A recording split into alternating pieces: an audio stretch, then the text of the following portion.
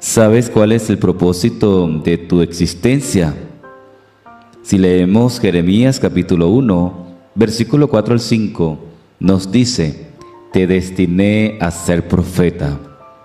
¿Qué quiere decir? Que tú y yo somos elegidos o fuimos elegidos para ser profetas, para anunciar y denunciar, para anunciar lo bueno, la palabra de Dios, y denunciar lo malo, el pecado, la maldad, todo aquello que está en contra de Dios.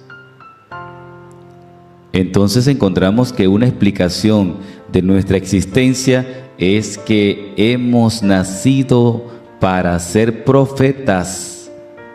Para eso nacimos, no solamente para vivir por vivir, como dice mucha gente: nací para disfrutar y gozar y listo. Y ojalá ese gozar y ese disfrutar fuera de una manera positiva, agradable a Dios, pero lamentablemente es lo contrario, es para desagradar a Dios. Entonces Jeremías capítulo 1, versículo 4 al 5 nos va a decir que Dios nos destinó a ser profeta, es decir, fuimos elegidos, tú y yo fuimos elegidos, no para cualquier misión, es decir, tenemos un importante cargo que cumplir para Dios. Y una de las cosas que nos dice el sacerdote cuando somos bautizados es ser profeta.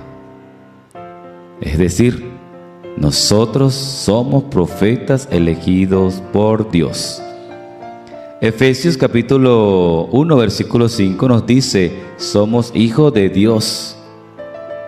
Es decir, no solamente somos criatura de Dios, no solamente somos creados por Dios, sino somos hijos de Dios desde el momento en que tú y yo somos bautizados. Desde ese momento pasamos a ser hijos de Dios. Por lo tanto, tenemos nosotros un compromiso como hijos, ser buenos hijos con nuestros padres. Es decir, ¿qué hace un buen hijo? Obedecer. ¿Qué hace un buen hijo? Cumple los mandatos de su padre. Así que nosotros, tú y yo, como buenos hijos, tenemos que obedecer a la palabra de nuestro Padre. Tenemos que decir: sí, aquí estoy, Señor. Hágase en mí lo que tú quieras, que se cumpla en mí tu palabra. Y qué importante es cuando nosotros reconocemos que somos hijos de un buen Padre y tratamos de agradar a ese Padre como debe ser. Romanos capítulo 8, versículo 17 nos va a decir: somos herederos. ¿Qué herencia nos deja Dios como Padre para sus hijos? Nos deja la vida eterna, la felicidad eterna. Tú y yo somos herederos del reino de Dios.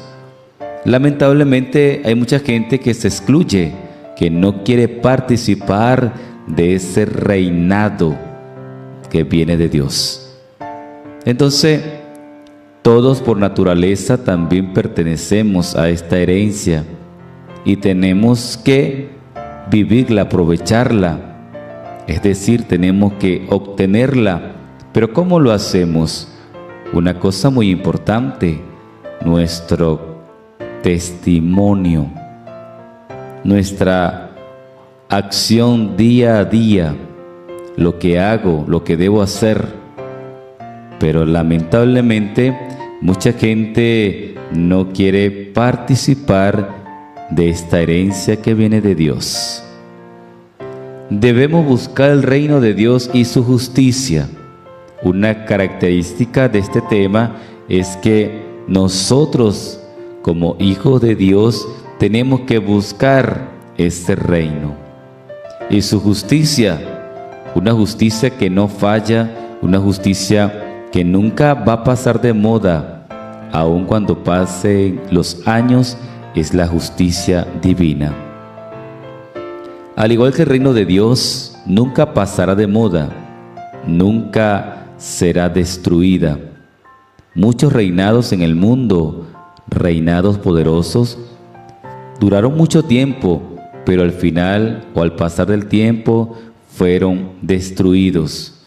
Perdieron su poder, perdieron su reinado. Pero el reinado de Dios es infinito, no caduca, es decir, no tiene fecha de vencimiento. Otra característica, nuestra primera preocupación debe ser la salvación de nuestra alma.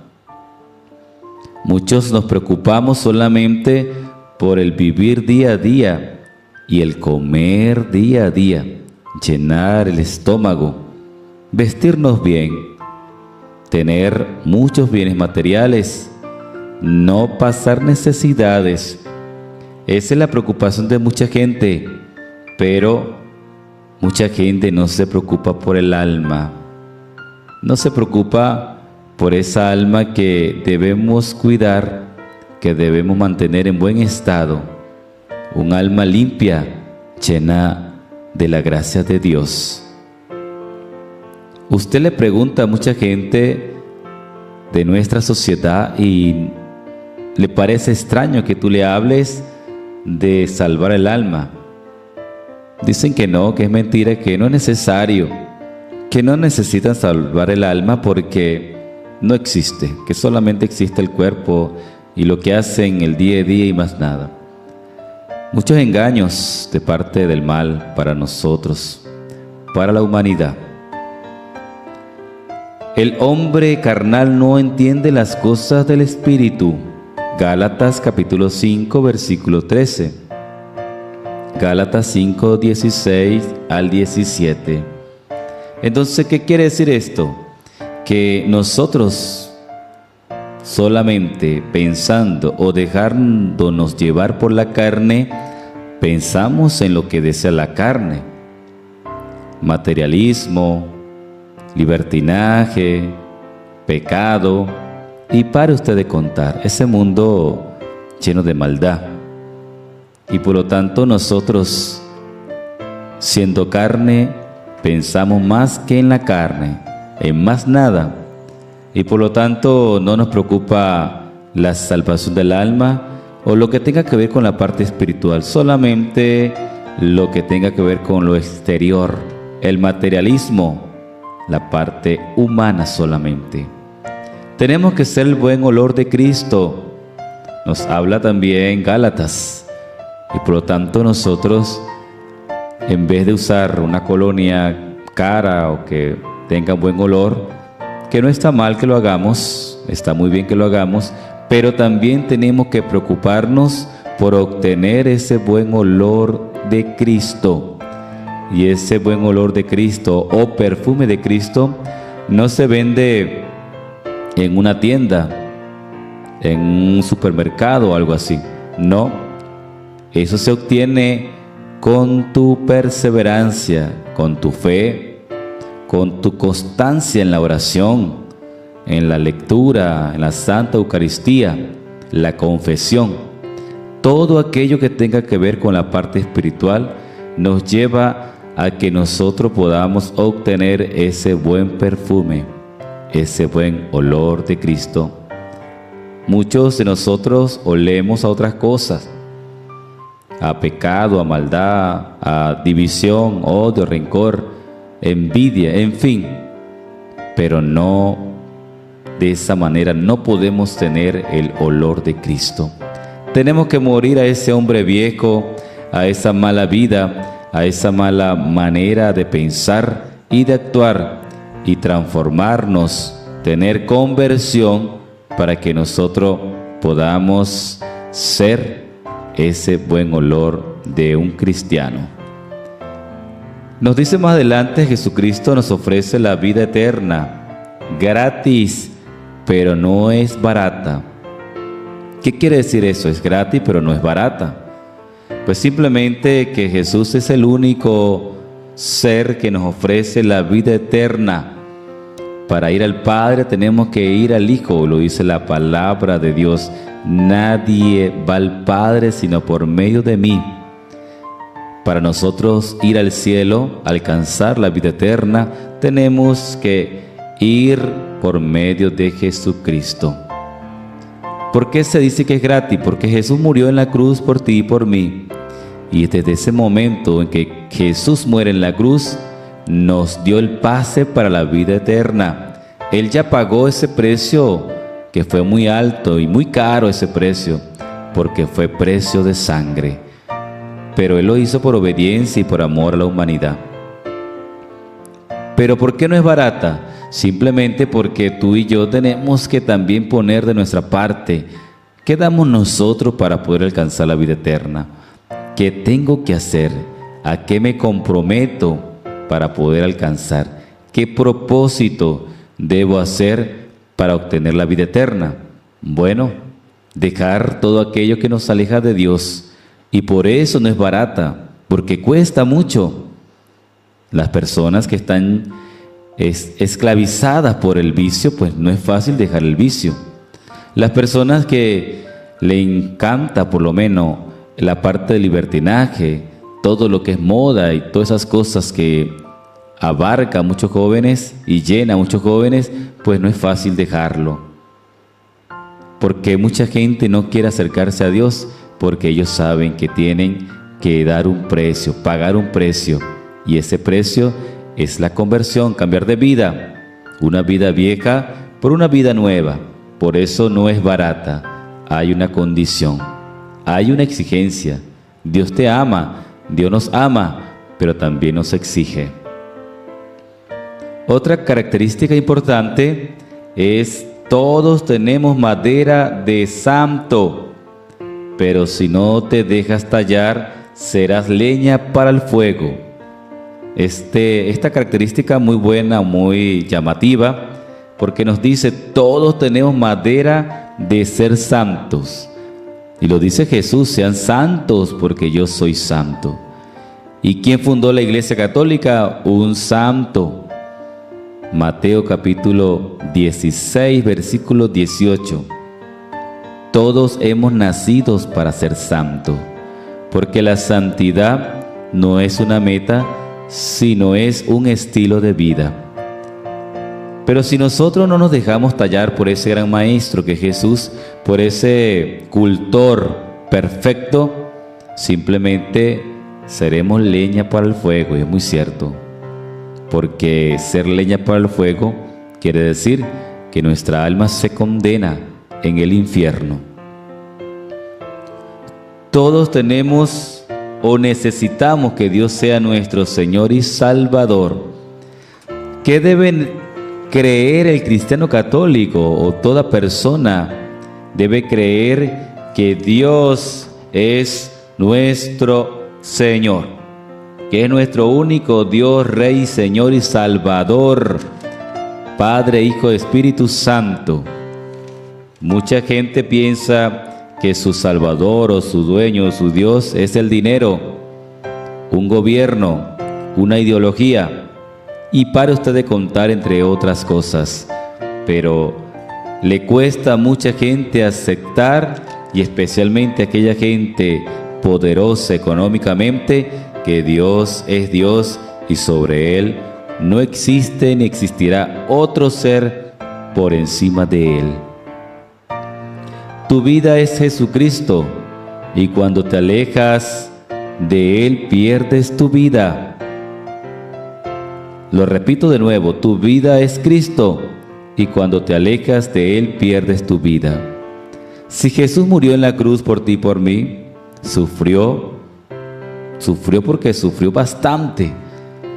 Nuestra vida le pertenece a Él. Pero mucha gente se deja o le entrega el alma y su vida al mal, y el mal se apodera de ellos. Y entonces ya para esa persona su Dios no es Dios, sino el mal.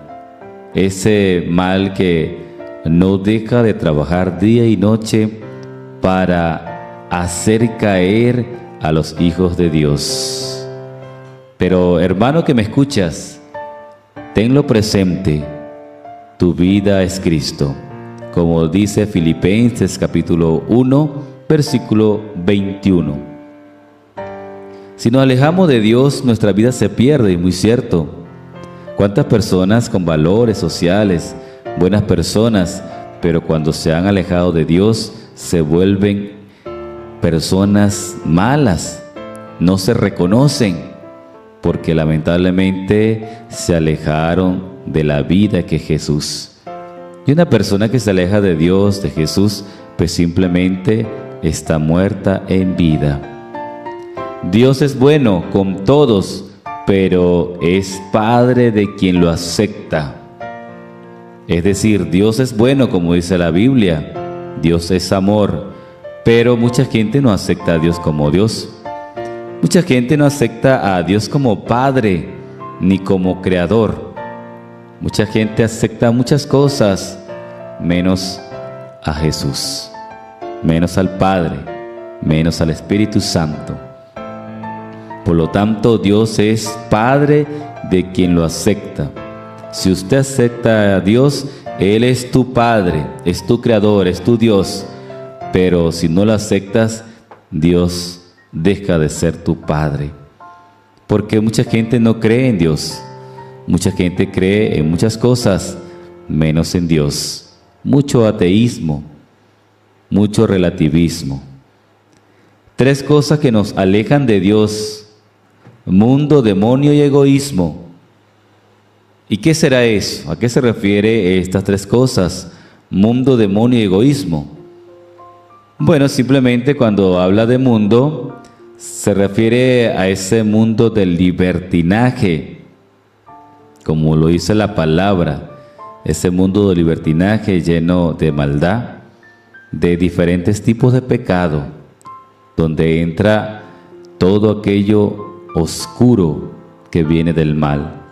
Entonces, ese mundo no se refiere a ese mundo que Dios ha creado, como la naturaleza, al ser humano. No, se refiere a la maldad, se refiere a lo que produce el pecado.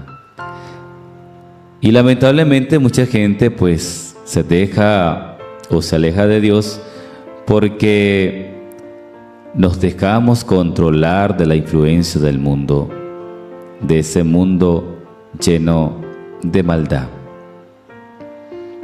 que no descansa, que en cada momento está ahí tocando la puerta de nuestros hogares, del corazón, para que tú y yo caigamos y nos alejemos de Dios. Demonio, hay muchos demonios. El principal, ¿verdad?, que dirige a esas legiones de demonios, pero muchos de nosotros creemos que es una lucha humana, y no es humana, es una lucha espiritual. Cuando te ataca la rabia, la ira, el odio, el rencor, la envidia, la lujuria, entre muchas cosas, son demonios que se unen para destruir nuestra fe, nuestra esperanza, para destruir el amor a Dios, para destruir nuestro camino, nuestro sendero que llevamos con Jesucristo.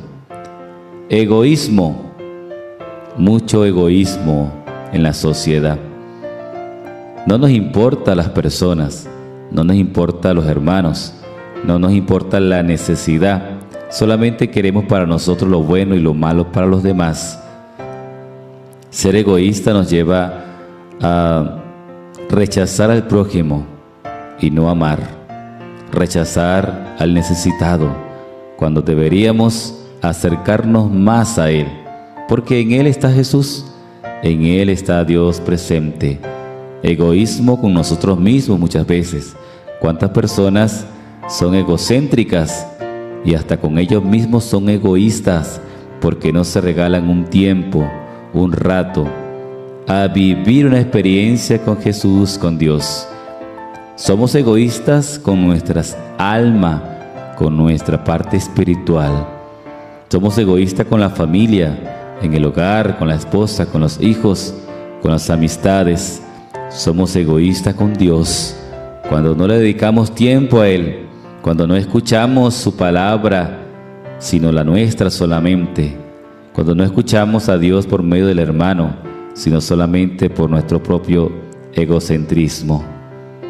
Tenemos que pedir a Dios la gracia. No es fácil. No es fácil descubrir el propósito de nuestra existencia. Y tampoco es fácil aceptar de que tú y yo somos elegidos de Dios y que Dios tiene un propósito con nosotros. No estamos aquí por casualidad. No estamos aquí en este mundo solamente para comer, vivir, dormir y echar broma. No.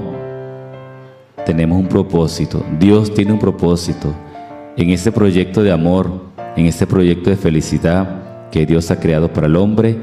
Dios tiene un gran propósito contigo y conmigo.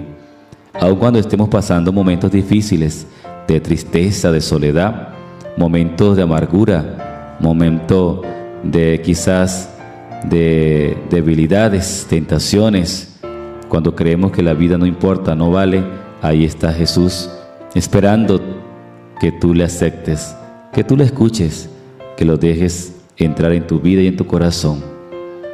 Porque Jesús nunca se aleja de nosotros, somos nosotros los que nos alejamos de Jesús, de Dios. Así que yo te animo, yo te motivo, hermano, hermana que me estás escuchando, hermano católico y hermano no católico que me escucha. Dios te ama, Dios da todo por ti y por mí, lo ha hecho y lo seguirá haciendo. Tenemos que aprovechar los momentos que Dios nos regala, cada segundo, cada minuto, cada hora, cada día tenemos que aprovecharlo al máximo, positivamente, para nosotros de esta manera seguir caminando de la mano con Jesucristo hasta la vida eterna. Ánimo, hermano, sí podemos. Dios y María Santísima te siga llenando de muchas, pero muchas bendiciones.